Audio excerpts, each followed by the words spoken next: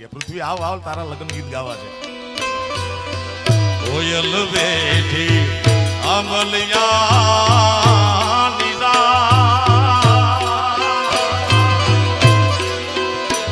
મારો મુરલિયો બેઠો રે ગઢને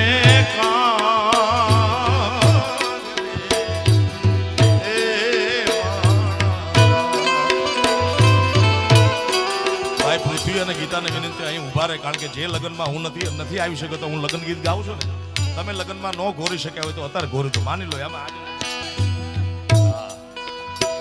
મારો મુરલિયો